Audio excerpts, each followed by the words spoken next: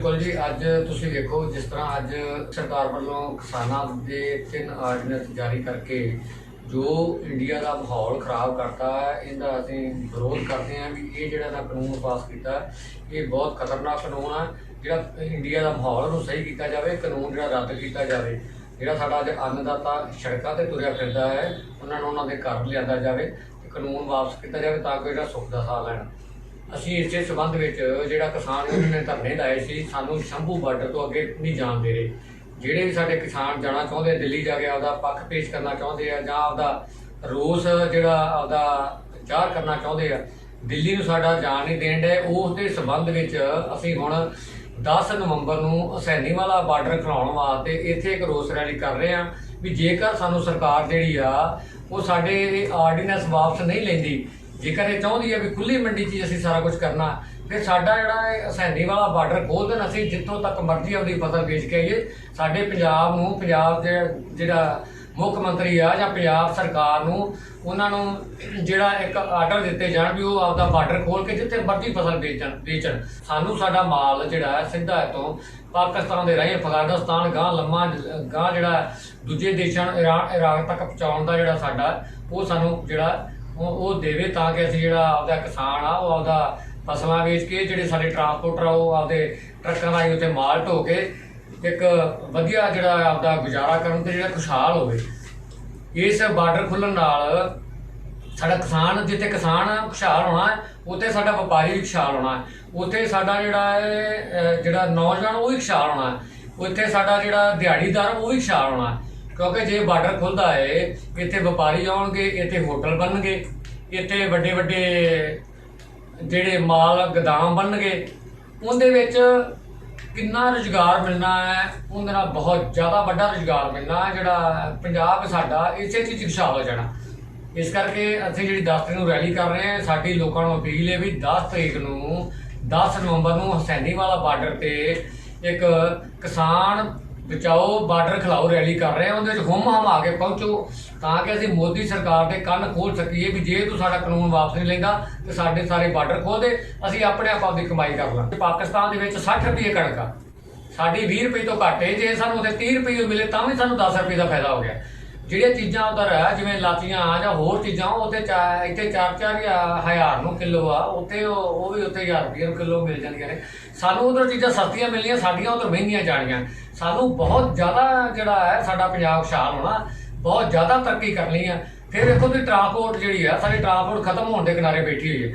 ਜੇ ਸਾਡੇ ਬਾਰਡਰ ਖੋਲ੍ਹਦੇ ਆ ਸਾਡੀ ਟਰਾਂਸਪੋਰਟ ਵੀ ਅਮੀਰ ਹੋਊਗੀ, ਸਾਡੇ ਵਪਾਰੀ ਵੀ ਅਮੀਰ ਹੋਣਗੇ, ਫਿਰ ਸਾਡੇ ਦੁਕਾਨਦਾਰ ਵੀ ਅਮੀਰ ਹੋਣਗੇ। ਜਦੋਂ ਇੱਥੇ ਬਾਹਰੋਂ ਮਾਲ ਆਊਗਾ, ਸਸਤਾ ਮਾਲ ਮਿਲੂਗਾ। ਅੱਜ ਇਹ ਕਦੀ ਚੀਨ ਦੀਆਂ ਮਿੰਨਤਾਂ ਕੱਢਦੇ ਫਿਰਦੇ, ਕਦੀ ਕਿਸੇ ਦੀਆਂ ਕੱਢਦੇ ਫਿਰਦੇ।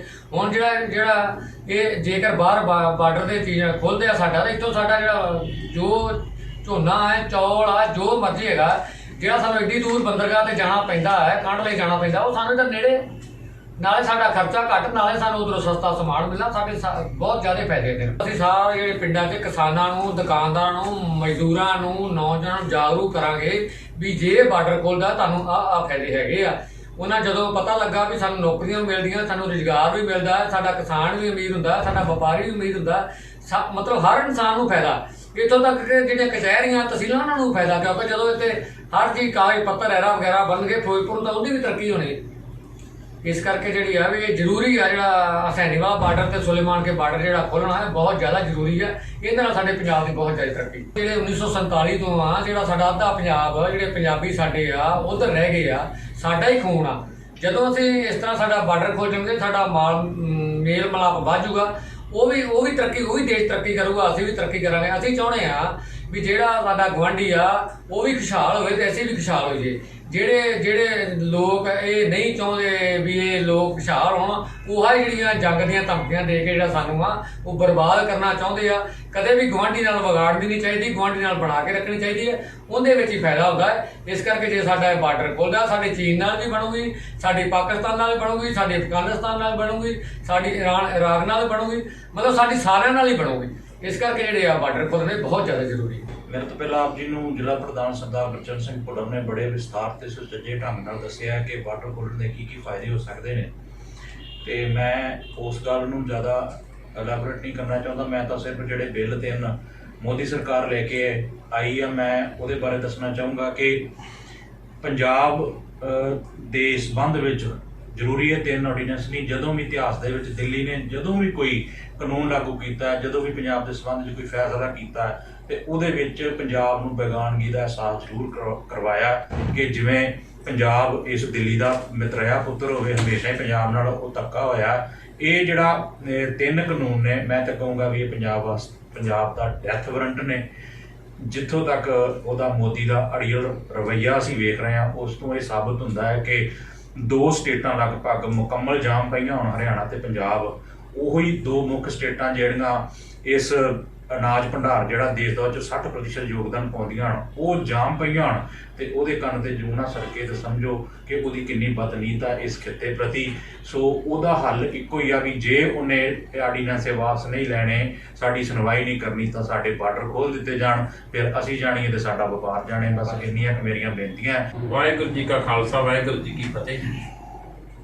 ਸੋ ਪਿਛਲੇ ਕੁਝ ਦਿਨਾਂ ਤੋਂ ਬੜਾ ਇੱਕ ਸਰਕਾਰ ਵੱਲੋਂ ਜਿਹੜੇ ਆਰਡੀਨੈਂਸ ਪਹਿਲਾਂ ਲਿਆਂਦੇ ਗਏ, ਫਿਰ ਉਹਨਾਂ ਨੂੰ ਕਾਨੂੰਨ 'ਚ ਤਬਦੀਲ ਕਰ ਦਿੱਤਾ ਗਿਆ ਤੇ ਸਾਡੇ ਕਿਸਾਨ ਵੀਰਾਂ ਨੇ, ਸਾਡੇ ਪੰਜਾਬ ਵਾਸੀਆਂ ਨੇ, ਜਿਨ੍ਹਾਂ ਦੇ ਦਿਲਾਂ ਦੇ ਅੰਦਰ ਦਰਦ ਸੀ, ਉਹ ਸੜਕਾਂ 'ਤੇ ਨਿਕਲ ਆਏ। ਹਰਿਆਣੇ ਦੇ ਵਿੱਚ ਪੁਲਿਸ ਨੇ ਜਿਹੜੇ ਕਿਸਾਨ ਸੀ ਉਹਨਾਂ ਦੇ ਡਾਂਗਾਂ ਭਰਾਈਆਂ ਤੇ ਜਦੋਂ ਕਿਸਾਨ ਦੁਖੀ ਹੁੰਦਾ ਹੈ, ਅਸੀਂ ਵੇਖਦੇ ਆਏ ਪਿਛਲੇ ਬੜੇ ਲੰਬੇ ਸਮੇਂ ਤੋਂ ਪਹਿਲਾਂ ਸਾਡੇ ਪਿਓ ਦਾਦੇ ਧਰਨੇ ਦਿੰਦੇ ਰਹੇ ਨੇ। ਸਾਡੇ ਕਿਸਾਨ ਯੂਨੀਅਨਾਂ ਦੇ ਵੀਰ ਜਿਹੜੇ ਧਰਨੇ ਦਿੰਦੇ ਬਜ਼ੁਰਗ ਹੋ ਗਏ ਨੇ, ਪਰ ਸਾਡੇ ਕੋਈ ਮਸਲੇ ਹੱਲ ਨਹੀਂ ਹੋਏ।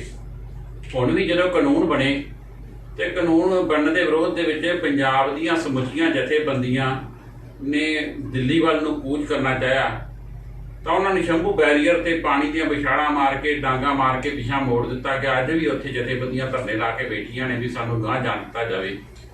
ਅਸੀਂ ਇੱਥੇ ਜ਼ਿਲ੍ਹਾ ਫਿਰੋਜ਼ਪੁਰ ਦੀ ਜਥੇਬੰਦੀ ਬੈਠੇ ਸੀ ਤੇ ਅਸੀਂ ਸੋਚਿਆ ਵੀ ਜਦੋਂ ਬੰਦਾ ਰੋਂਦਾ ਹੈ ਤੇ ਉਹ ਆਪਣੇ ਬਾਪ ਵੱਲ ਲੈ ਜਾਂਦਾ ਹੈ, ਪਰ ਜਿਸ ਹਿੰਦੁਸਤਾਨ ਦਾ ਸਰਕਾਰ ਗੌਰਮੈਂਟ ਸਾਡੇ ਕਿਸਾਨਾਂ ਦੇ ਵਿਰੁੱਧ ਕਾਨੂੰਨ ਬਣਾ ਕੇ ਤੇ ਉਹਨਾਂ ਨੂੰ ਦਿੱਲੀ ਪਹੁੰਚਣ ਵੀ ਨਹੀਂ ਦੇ ਰਹੀ, ਤੇ ਜੇ ਅਸੀਂ ਸ਼ੰਭੂ ਬਾਰਡਰ ਤੋਂ ਸਾਨੂੰ ਪਰਾਂ ਜਾਣ ਦਾ ਹੁਕਮ ਨਹੀਂ ਗਾ, ਸਾਡਾ ਹਿੰਦੁਸਤਾਨ ਦੇ ਨਾਲ, ਭਾਰਤ ਦੇ ਨਾਲ ਕੋਈ ਲੈਣਾ ਦੇਣਾ ਨਹੀਂ, ਫਿਰ ਸਾਨੂੰ ਉੱਧਰੋਂ ਬਾਰਡਰ ਬੰਦ ਕਰ ਦਿੱਤੇ ਜਾਂਦੇ। ਕਿਉਂ ਨਾ ਅਸੀਂ ਸੰਕੇਤਕ ਤੌਰ ਤੇ ਧਰਨਾ ਦੇਈਏ ਵੀ ਜੇ ਸਾਡੇ ਸ਼ੰਭੂ ਬਾਰਡਰ ਤੁਸੀਂ ਬੰਦ ਕਰਨੇ ਨੇ, ਫਿਰ ਸਾਡੇ ਇੱਧਰ ਦੇ ਬਾਰਡਰ ਖੋਲ੍ਹ ਦਿਓ, ਸੈਣੀਵਾਲਾ ਤੇ ਸੁਲੇਮਾਨ ਕੀ, ਅਸੀਂ ਆਪਦਾ ਇੱਧਰ ਵਪਾਰ ਕਰੀਏ, ਸਾਨੂੰ ਕੋਈ ਲੋੜ ਨਹੀਂ ਰਹੇਗੀ ਦਿੱਲੀ ਦੀ, ਅਸੀਂ ਆਪਦੇ ਰਾਤ ਤੱਕ ਆਪਣੀਆਂ ਫਸਲਾਂ ਵੇਚਾਂਗੇ। ਸੋ ਇਹ ਸੋਚਦੇ ਹੋਏ, ਇਹ ਸੋਚ ਨੂੰ ਅਪਣਾਉਂਦੇ ਵੀ ਸੰਕੇਤਕ ਤੌਰ ਤੇ ਪਹਿਲਾਂ ਜਿਹੜਾ ਧੱਕਾ ਦਿੱਤਾ ਜਾਵੇ ਮੋਦੀ ਸਰਕਾਰ ਨੂੰ ਵੀ ਜੇ ਸਾਨੂੰ ਸ਼ੰਭੂ ਬਾਰਡਰ ਤੋਂ ਪਾਰ ਨਹੀਂ ਹੋਣ ਦੇਣਾ ਤੇ ਫਿਰ ਸਾਡੇ ਵਾਸਤੇ ਦੂਜਾ ਰਸਤਾ ਅੱਜ ਖੁੱਲ੍ਹਾ ਹੈ, ਸਾਡੇ ਕੋਲ ਦੂਜਾ ਇੱਕ ਆਪਸ਼ਨ ਹੈਗਾ, ਅਸੀਂ ਆਪਣੀਆਂ ਫਸਲਾਂ ਫਿਰ ਇੱਧਰ ਨੂੰ ਵੇਚਾਂਗੇ, ਫਿਰ ਤੁਸੀਂ ਸਾਨੂੰ ਰੋਕ ਨਹੀਂ ਸਕੋਗੇ। ਫਿਰ ਇਹ ਨਾ ਹੋਵੇ ਅੱਜ ਤੁਸੀਂ ਇੱਧਰ ਦੇ ਬਾਰਡਰ ਸੀਲ ਕੀਤੇ ਨੇ ਤੇ ਸਾਨੂੰ ਮੁੜ ਕੇ ਪੰਜਾਬ ਦੇ ਚੜ੍ਹਦੇ ਵਾਲੇ ਪਾਸੇ ਦੇ ਬਾਰਡਰ ਸੀਲ ਕਰਨੇ ਪੈਣ। ਇਸੇ ਕਰਕੇ ਸਾਡੀ ਪਾਰਟੀ ਸ਼੍ਰੋਮਣੀ ਅਕਾਲੀ ਦਲ ਅੰਮ੍ਰਿਤਸਰ ਨੇ 10 ਨਵੰਬਰ ਨੂੰ ਇਹ ਧਰਨਾ ਜਿਹੜਾ ਰੋਸ ਪ੍ਰਦਰਸ਼ਨ ਸੰਕੇਤਕ ਤੌਰ ਤੇ ਅਸੀਂ ਪਹਿਲਾਂ ਰੱਖਿਆ। ਇਹਦੇ ਵਿੱਚ ਅਸੀਂ ਬੇਨਤੀ ਕਰਾਂਗੇ ਸਮੁੱਚੇ ਭਾਈਚਾਰਿਆਂ ਨੂੰ, ਸਮੁੱਚੇ ਪੰਜਾਬ ਵਾਸੀਆਂ ਨੂੰ ਤੇ ਹਰਿਆਣਾ ਤੱਕ ਦੇ ਕਿਸਾਨ ਵੀਰਾਂ ਨੂੰ, ਆਓ ਇਹ ਮੌਕਾ ਸਾਡੇ ਕੋਲ। ਅੱਜ ਸਾਰਾ ਪੰਜਾਬ ਸਾਡਾ ਬੰਦ ਹੋਇਆ ਹੈ, ਹਰਿਆਣੇ ਦੀਆਂ ਸੜਕਾਂ ਬੰਦ ਨੇ। ਹੁਣ ਇੱਕ ਬੜੀ ਦੁਖਦਾਇਕ ਗੱਲ ਏ ਵੀ ਅਸੀਂ ਜਿਹੜੇ ਟੋਲ ਪਲਾਜ਼ੇ ਰੋਕ ਦਈਏ, ਜੇ ਵੱਡੇ ਅਮੀਰ ਘਰਾਣਿਆਂ ਦੇ ਮਾਲ ਨੇ ਉਹਨਾਂ ਨੂੰ ਰੋਕ ਦਈਏ, ਪੰਪ ਉਹਨਾਂ ਦੇ ਰੋਕ ਦਈਏ, ਠੀਕ ਹੈ, ਪਰ ਜੇ ਹੁਣ ਪੰਜਾਬ ਦੇ ਉੱਤੇ ਇੱਕ ਕਸ਼ਟ ਆਇਆ ਤੇ ਉਹਦਾ ਦੁੱਖ ਵੀ ਅੱਜ ਪੰਜਾਬ ਵਾਸੀ ਝੱਲ ਰਹੇ ਨੇ ਕਿਉਂਕਿ ਸੜਕਾਂ ਬੰਦ ਨੇ, ਉਹਦੇ ਨਾਲ ਜਿਹੜਾ ਪੰਜਾਬ ਦਾ ਵੀ ਨੁਕਸਾਨ ਹੋ ਰਿਹਾ ਹੈ।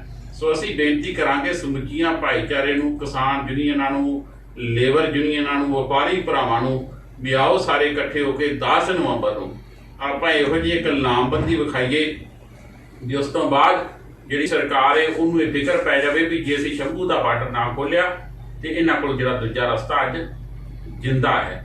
ਸੋ ਇਹ ਸੋਚ ਨੂੰ ਅਪਣਾਉਂਦੇ ਅਸੀਂ ਫਿਰ ਦੁਬਾਰਾ ਸਮੁੱਚੇ ਭਾਈਚਾਰਿਆਂ ਨੂੰ ਅਪੀਲ ਕਰਾਂਗੇ ਵੀ 10 ਨਵੰਬਰ ਨੂੰ ਸੈਣੀਵਾਲਾ ਜਿਹੜਾ ਸੰਕੇਤਕ ਤੌਰ ਤੇ ਧਰਨਾ ਦਿੱਤਾ ਜਾ ਰਿਹਾ, ਇੱਥੇ ਜ਼ਰੂਰ ਪਹੁੰਚਣ। ਸਮੁੱਚੇ ਜਿਹੜੇ ਭਾਈਚਾਰੇ ਨੇ, ਮੈਂ ਪਹਿਲਾਂ ਵੀ ਕਿਹਾ ਵੀ ਜਿਵੇਂ ਲੇਬਰ ਯੂਨੀਅਨਾਂ ਨੇ, ਵਪਾਰੀ ਵਰਗ ਦੇ ਜਿੰਨੇ ਸਾਡੇ ਭਾਈਚਾਰੇ ਨੇ ਜਾਂ ਕਿਸਾਨ ਯੂਨੀਅਨਾਂ ਜਿਹੜੀਆਂ ਪ੍ਰਦਰਸ਼ਨ ਕਰ ਰਹੀਆਂ ਨੇ, ਅਸੀਂ ਸਮੁੱਚਿਆਂ ਨੂੰ ਸੱਦਾ ਦੇਵਾਂਗੇ ਵੀ ਆਪੋ ਆਪਣੀ ਤੁਸੀਂ ਪਾਰਟੀ ਤੌਰ ਤੇ, ਆਪੋ ਆਪਣੀ ਜਥੇਬੰਦੀ ਤੌਰ ਤੇ ਇਸ ਧਰਨੇ ਦੇ ਵਿੱਚ ਸ਼ਾਮਲ ਹੋਵੋ। ਆਪਾਂ ਉੱਥੇ ਸਟੇਜ ਦੇ ਉੱਤੇ ਕੀ ਉਸ ਸੰਕੇਤਕ ਜਿਹੜਾ ਰੋਸ ਧਰਨਾ, ਉੱਥੇ ਸਾਰੀਆਂ ਜਥੇਬੰਦੀਆਂ ਦਾ ਅਸੀਂ ਸਮੁੱਚੇ ਤੌਰ ਤੇ ਧੰਨਵਾਦ ਕਰਾਂਗੇ ਤੇ ਉਹਨਾਂ ਦੇ ਤਹਿ ਦਿਲੋਂ ਧੰਨਵਾਦੀ ਹੋਵਾਂਗੇ ਜਿਹੜੇ ਆਪਣੇ ਸਮਾਂ ਕੱਢ ਕੇ ਆਪਣੇ ਪੰਜਾਬ ਦੇ ਕਿਸਾਨਾਂ ਦੇ ਹੱਕਾਂ ਵਾਸਤੇ ਜਾਗਰੂਕ ਨੇ ਤੇ ਉੱਥੇ ਪਹੁੰਚਣਗੀਆਂ। ਉਹਨਾਂ ਨੂੰ ਫਿਰ ਪੁਰਜ਼ੋਰ ਅਪੀਲ ਕਰਾਂਗੇ ਕਿ ਉਹ ਆਪੋ ਆਪਣੇ ਜਥੇਬੰਦੀਆਂ ਦੇ ਨਾਲ ਉੱਥੇ ਪਹੁੰਚਣ। ਸਮੁੱਚੇ ਭਾਈਚਾਰੇ। ਵਾਹਿਗੁਰੂ ਜੀ ਕੀ ਫਤਿਹ।